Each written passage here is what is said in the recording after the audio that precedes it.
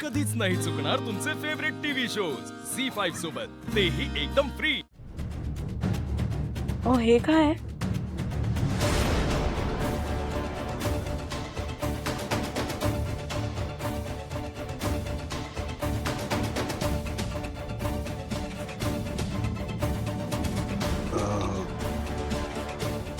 हे बिल्ला आहे, बिल्ला रिक्षाचा बिल्ला आहे। तेच म्हणते, तुमच्याकडे कसा? सदाचा आहे आपला, सदा ग।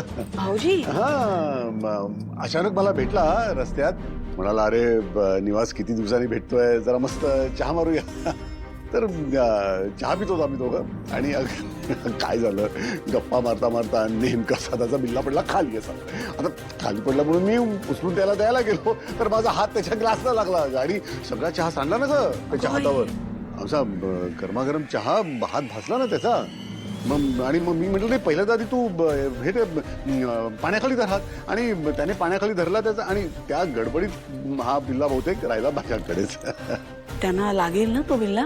हा देईन ना त्याला, उद्या फोन करून देऊन टाकीन त्याला। हो, पण नशीब त्यांचा हात फार भाजला नाही हे बरं। नाही, लगेच मी म्हटलं ना पाण्याखाली धरा, त्यामुळे भाजला नाही फार। बरं, मी सरबत करते, तुम्ही जरा आवरून घ्या। हा, रुमाल धुवायला टाकते। हा, हो चालेल।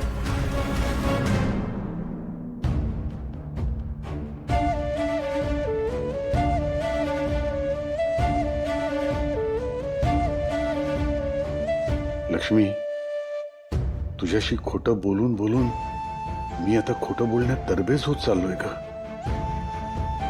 मला माहितीये मी फार मोठी चूक करतोय, मला माफ कर।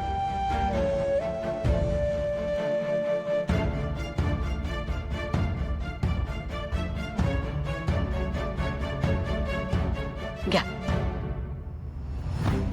अहो सरबत काय झालं, एवढा कसला विचार करताय? लक्ष्मी, मला सांग, आपल्याकडे वाळ्याची टोपी असेल का ग? असेल बोट, कोणासाठी?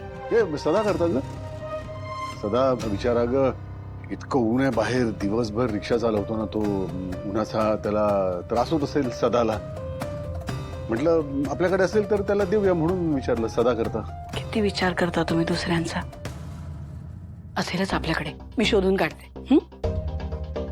लक्ष्मी, तू मगाशी काहीतरी सांगणार होतीस ना, काय सांगायचं होतं? सांगते नंतर निवांत। गरम गरम पोळ्या करते, जेवून घ्या, मग निवांत बोलू। मला सांग, काळजी करण्यासारखं काही नाहीये ना? काहीतरी चांगलंच आहे।